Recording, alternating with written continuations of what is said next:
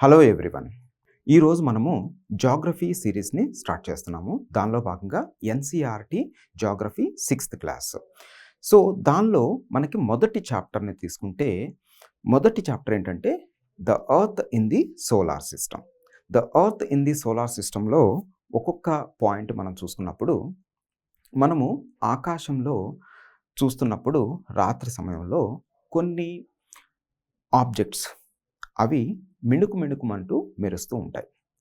అయితే మనం జాగ్రత్తగా గమనించినట్లయితే అన్ని వస్తువులు అంటే ముఖ్యంగా ఈ ఖగోళంలో మనం చూస్తున్నప్పుడు అందులో ఉన్న వస్తువులన్నీ కూడా మిణుకుమంటూ మెరవవు, కానీ కాంతిని వెదజల్లుతూ ఉంటాయి.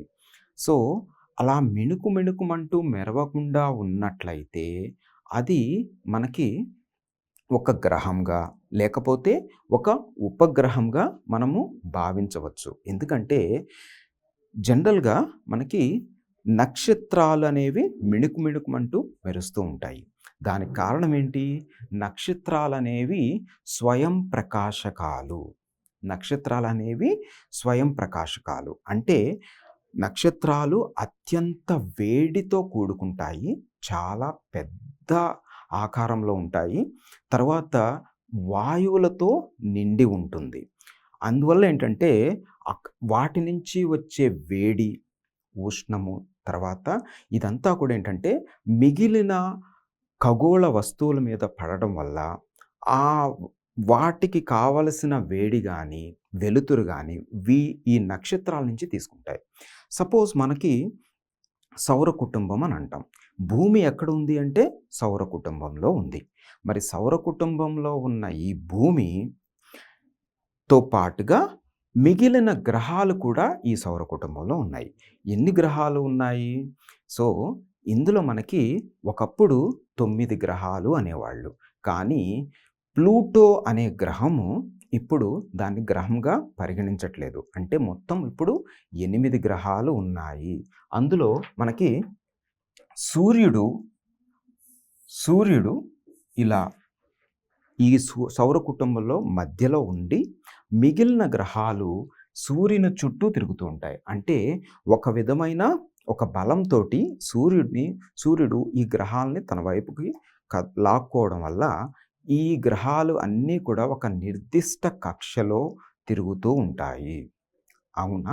అయితే ఇలా నిర్దిష్ట కక్షలో తిరుగుతూ ఉన్న ఈ గ్రహాలన్నీ కూడా మొత్తం ఒక వలయాకారంలో తిరుగుతూ ఉంటాయి. అయితే భూమి సూర్యుని నుంచి ఉన్న గ్రహాలలో ఇది 3వ స్థానంలో ఉంటుంది. అంటే అత్యంత దగ్గర నుంచి దూరంగా వెళ్ళే కొద్దీ ఉన్న గ్రహాల పేర్లు మనం చూసినట్లయితే, ఒకటి మెర్క్యూరీ. ఓకే, మెర్క్యూరీ అంటే బుధుడు. తర్వాత వీనస్ అంటే శుక్రుడు. ఇది మెర్క్యూరీ, ఇది వీనస్, ఇది ఎర్త్ అంటే భూమి. తర్వాత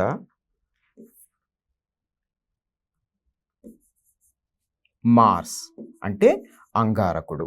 ఇది భూమి, తర్వాత అంగారకుడు. జూపిటర్ ఓకే అంటే బృహస్పతి. సాటర్న్ అంటే శని.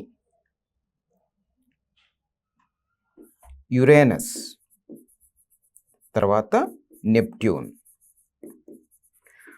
సో వీటిలో మనకి ఈ 3 తర్వాత మార్స్, ఈ 4 గ్రహాలనేవి అంతర్గ్రహాలు అని అంటాం. అంటే ఈ 4 గ్రహాలు యొక్క ఆకారం కానీ దాని యొక్క పరిమాణం కానీ చిన్నదిగా ఉంటుంది. తర్వాత మీకు మిగిలిన గ్రహాలనేవి బాహ్య గ్రహాలు అని అంటాం. బాహ్య గ్రహాలు అన్నప్పుడు అవేంటంటే చాలా పెద్ద ఆకారంలో ఉండి తర్వాత వాయువులతోటి నిండి ఉంటుంది. ఇవన్నీ కూడా ఏంటంటే కొన్ని వాయువులు తర్వాత రాళ్లతోటి నిండి ఉంటాయి ఇవి. అయితే వీటిలో బుధుడు అంటే మెర్క్యూరీ సూర్యునికి చాలా దగ్గరగా ఉండటం వల్ల విపరీతమైన వేడి తోటి కూడుకుని ఉంటుంది. తర్వాత ఈ అన్ని గ్రహాలలోకి కూడా ఒక భూమి మాత్రమే ప్రాణము ఉన్న గ్రహం అన్నమాట. అంటే జీవము అనేది ఈ భూమిలో మాత్రమే ఉంది. అయితే ఈ భూమికి పక్కనే ఉన్న ఈ శుక్రుడు, వీనస్ అనేది ఎర్త్స్ ట్విన్ అంటాం. అంటే జంట కవలలు అని అంటాం కదా! సో, ఆ విధంగా ఈ 2 కూడా ఒకటే. ఎందుకంటే దాదాపు రెండిటి యొక్క వాతావరణం ఒకే విధంగా ఉంటుంది. కానీ ఇక్కడ ఎలాంటి జీవం అనేది లేదిక్కడ. తర్వాత మీకు ఈ భూమికి ఒక ఉపగ్రహం అనేది ఉంది. ఇది సహజంగా ఏర్పడిన ఉపగ్రహం. ఇది భూమి నుంచే విడిపోయి ఉన్న ఉపగ్రహం. దాన్నే చంద్రుడు అని అంటాం. అంటే మూన్ అన్నమాట. సో, ఈ చంద్రుడు భూమి నుంచి ఎంత దూరంలో ఉన్నారు? భూమి నుంచి 3,84,400 కిలోమీటర్ల దూరంలో ఉన్నాడు. ఓకే. భూమి నుంచి 3,84,400 కిలోమీటర్ల దూరంలో ఉన్నారు. అయితే కాంతి జనరల్‌గా ఒక సెకన్‌కి ఎంత దూరం ప్రయాణిస్తుందంటే దాదాపు ఒక సెకన్‌కి 3,00,000 కిలోమీటర్లు ప్రయాణిస్తుంది. సో, అంటే మనకి ఒక సెకన్ కన్నా ఎక్కువ సమయంలో చంద్రుడి నుంచి కాంతి భూమిని చేరుతుంది. కానీ చంద్రుడు స్వయం ప్రకాశకమా? కాదు. సూర్యుని నుంచి పడుతున్న ఆ కిరణాలు, సూర్యుడి నుంచి గ్రహించే ఆ కాంతి మనకిక్కడ కనిపిస్తూ ఉంటుందన్నమాట. చంద్రుని మీద పడడం వల్ల చంద్రుడు మనకి కనిపిస్తూ ఉంటాడు. నెక్స్ట్ సూర్యుని నుంచి భూమికి ఉన్న దూరం ఎంత అంటే దాదాపు 150 మిలియన్ కిలోమీటర్లు. ఈ 150 మిలియన్ కిలోమీటర్లు అంటే ఎంత? 15 కోట్ల కిలోమీటర్లు అన్నమాట. సో, కాంతి సూర్యుని నుంచి భూమిని చేరడానికి ఎంత సమయం పడుతుందంటే 8 నిమిషాలు పడుతుంది. ఓకే. 8 నిమిషాలు పడుతుందన్నమాట. ఓకే. తరువాత మనకి ఈ ఖగోళంలో ఉన్న వస్తువులు అనేకమైనవి ఉన్నాయి. వీటిలో ముఖ్యంగా కొన్ని ఈ గ్రహాలతో పాటు, నక్షత్రాలతో పాటు గ్రహ శకలాలు, తర్వాత ఉల్కలు ఇవన్నీ కూడా ఉంటాయండి.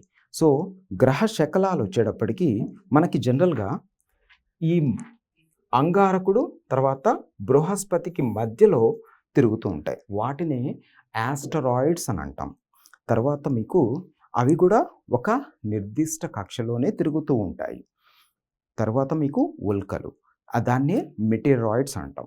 ఈ ఉల్కలనేవి మనకి ఈ ఖగోళంలో ఉంటాయి. కానీ ఒక్కొక్కసారి భూ వాతావరణంలోకి ప్రవేశించడం జరుగుతుంది. సరే, మరి భూ వాతావరణంలోకి ప్రవేశించడం వల్ల ఇవి పూర్తిగా కాలిపోవడం జరుగుతుంది. ఒక్కొక్కసారి మాత్రం పూర్తిగా కాలిపోకపోవడం వల్ల ఇది భూమి మీద పడి, భూమి మీద కొంతవరకు ఒక డిప్రెషన్ లాగా, ఒక లోయ లాంటి ప్రాంతాలని ఏర్పరుస్తుంది. ఎందుకంటే ఇది బలంగా ఢీకొనడం వల్ల అలాంటివి ప్రాంతాలు ఏర్పడుతూ ఉంటాయన్నమాట. ఇది మనకి యాస్టరాయిడ్స్, తర్వాత మెటీరాయిడ్స్. అందులోకి మళ్ళా వీటిని ప్లానెట్ అనే వర్డ్, సో ఆ మాట ఎలా వచ్చిందంటే అది గ్రీకు భాష నుంచి వచ్చింది. ప్లానెటాయిడ్ అంటే తిరుగుతూ ఉండేవన్నమాట. నెక్స్ట్ మనకి భూమి ఉన్న ఆకారం ఏంటంటే భూమి ఒక భూ ఆకారం లాగా, అంటే ఎలా ఉంటుంది మీకు జియాయిడ్ షేప్ అని అంటాం. ఈ జియాయిడ్ షేప్ అంటే ఇలా ధ్రువాల దగ్గర కుంచుకుని ఉంటుంది. తర్వాత ఈ ప్రాంతం అంటే ఈ భూమధ్య రేఖ ప్రాంతంలో కొంచెం బల్జీగా, కొంచెం లావుగా ఉంటుంది. అయితే దీన్నే మనకి జియాయిడ్ షేప్ అని చెప్పి మనం చెప్తాం అన్నమాట. తర్వాత మీకు ఇక్కడ మొత్తం అంతా కూడా ఈ గెలాక్సీ అంటే ఈ బ్రహ్మాండమైన ఈ బ్రహ్మాండంలో మీకు పూర్తిగా అనేక రకాల గెలాక్సీస్ ఉంటాయి. గెలాక్సీస్ అంటే ఈ యొక్క పుంజాలన్నమాట. ఈ నక్షత్ర సముదాయాలనేవి పూర్తిగా ఒక పుంజంలాగా ఉంటుంది. అయితే మనము ఈ సౌర కుటుంబం అనేది ఎందులో ఉంది అంటే మీకు పాలపుంత అనే ఒక ఒక గెలాక్సీలో మనకి ఉన్నామనమాట. ఈ సౌర కుటుంబం. ఈ సౌర కుటుంబం అనే దానిలోనే భాగంగా మనము ఈ భూమి అనేది అందులో ఉందండి. తర్వాత వీటి గురించి ఈ ఖగోళ వస్తువుల గురించి పరిశోధనలు చేసే వాళ్ళని ఆస్ట్రానమర్స్ ఖగోళ శాస్త్రజ్ఞులు అని అంటాము. అయితే దీనిలో భాగంగా మనం చూసుకుంటే ఈ భూమి నుంచి చంద్రుడి మీదకి ఎవరైనా వెళ్ళారా? వెళ్ళారు. అయితే అది ఎప్పుడు? జూలై 29 జూలై 29, 1969లో నీల్ ఆర్మ్‌స్ట్రాంగ్ ఆయన మొట్టమొదటిసారిగా చంద్రుడి మీద కాలు మోపటం జరిగింది. అయితే చంద్రుడు, భూమి ఈ 2 చూసుకుంటే భూమి నుంచే చంద్రుడు రావడం జరిగింది. అయితే భూమి సూర్యుని చుట్టూ తిరగడానికి ఎన్ని రోజులు పడుతుంది అంటే 365 రోజులు పడుతుందండి. మరి భూమి తన చుట్టూ తాను తిరగడానికి ఎంత టైం పడుతుంది? ఒక్కరోజు. అంటే దాదాపు 24 గంటలు పడుతుంది. 365 రోజుల 6 గంటలు. అయితే మొత్తం ఇలా ఉన్నప్పుడు మరి చంద్రుడి గురించి చూస్తే చంద్రుడు మనకి ఏ సమయంలో చూసినా కానీ ఒకవైపు మాత్రమే మనం చూడగలుగుతాము. దానికి కారణము రెండో భాగం మనం చూడమన్నమాట. దానికి కారణం ఏంటి? చంద్రుడు భూమి చుట్టూ తిరుగుతూ ఉంటాడు. భూమి చుట్టూ తిరగడానికి దాదాపు 27 రోజులు పడుతుంది. అంతేకాకుండా చంద్రుడు తన చుట్టూ తాను తిరగడానికి కూడా 27 రోజులు పడుతుంది. అందుకనే ఏదైనా ఒక అంతరిక్ష నౌకని మనం చంద్రుడి మీదకి పంపించినప్పుడు అక్కడ ఏదైనా ప్రయోగాలు, పరిశోధనలు చేయాలంటే మనకు ఒక పగలు ఉండాలి. చంద్రుడి మీద ఒక పగలు అంటే దాదాపు 14 రోజులు దగ్గరగా. ఒక రాత్రి అంటే మళ్ళా దాదాపు 14 రోజులు. మనం చంద్రుడిని పూర్తి స్థాయిలో మనం చూడగలిగేది నెల రోజుల్లో ఒక్కటేసారి అండి. దాన్నే మనము పౌర్ణమి అని అంటాం. అది మళ్ళా ఇంకొక 15 రోజుల తర్వాత మనం చూసినప్పుడు పూర్తిగా మనకు కనిపించరు. దాన్నే మనము అమావాస్య అని అంటాం. తర్వాత ఇప్పుడు ఇక్కడ ఎప్పుడైనా సరే 27 రోజులు తన చుట్టూ తాను తిరగడానికి చంద్రుడికి టైం పడుతుంది. తర్వాత భూమి చుట్టూ తిరగడానికి కూడా అన్నే రోజులు పడుతుంది. అందువల్ల ఏంటంటే ఒకవైపునే మనం చూడగలమనమాట. తర్వాత దీంతో పాటుగా అన్ని రకాల దేశాలు ఈ అంతరిక్షంలోకి మనకి కృత్రిమ ఉపగ్రహాలను కూడా పంపిస్తూ ఉంటారు. సో భూమి చుట్టూ తిరగడానికి, తర్వాత పూర్తిగా వేరే గ్రహాల మీద కూడా అంతరిక్షంలోకి దాన్ని మనము శాటిలైట్స్ అని అంటాము. అయితే ఇవంతా కూడా ఏంటంటే మనకి పూర్తి స్థాయిలో మనకి కొన్ని నక్షత్రాలను చూసుకుంటే ఒకప్పుడు పురాతన కాలంలో ఏ విధంగా మార్గాలు ఉంటాయి అంటే ఏ దిశలో మనం ప్రయాణించాలి అని అనుకున్నప్పుడు జనరల్గా ఏంటంటే నక్షత్రాలని అనుసరించి ప్రయాణం చేసేవాళ్ళండి. దానిలో భాగంగా మనకి నార్త్ స్టార్ అంటాం. అంటే ఉత్తర దిశలో ఉన్న నక్షత్రాన్ని దాన్ని చూసుకుంటూ ప్రయాణాలు సాగించేవాళ్ళు. దాన్ని ఏమంటారంటే పోల్ స్టార్ అని కూడా అంటామన్నమాట. ఓకే, ఇదంతా కూడా ఏంటంటే మనకి సౌర కుటుంబంలో ఒక భాగము. భూమిని పూర్తిగా మనము నీలిగ్రహము అంటాము. దాదాపు 3/4 భాగము పూర్తిగా నీటితోటి నిండి ఉండడం వల్ల దీనిని మనము నీలిగ్రహం, బ్లూ ప్లానెట్ అని అంటాం అన్నమాట. తర్వాత మనకి కొన్ని గ్రహాల చుట్టూ కొన్ని వలయాలు ఉంటాయి. అలా వలయాలు ఉన్న గ్రహాలు ఏంటంటే జూపిటర్, సాటర్న్, యురేనస్. ఓకే, ఈ 3 గ్రహాలకి కూడా వలయాలు ఉంటాయి. ఆ వలయాలు అంటే ఏంటి? వలయాలంతా కూడా అంతరిక్ష ధూళి. ఆ ధూళి వాటి చుట్టూ తిరుగుతూ ఉంటుంది. ఇవన్నీ కూడా ఏంటంటే సౌర కుటుంబంలో మనకి కొన్ని ముఖ్యమైన విషయాలండి. Okay, thank you so much. So ఈ సిరీస్లో భాగంగా మనము నెక్స్ట్ వీడియోలో తర్వాత టాపిక్స్ చూద్దాం. Thank you so much.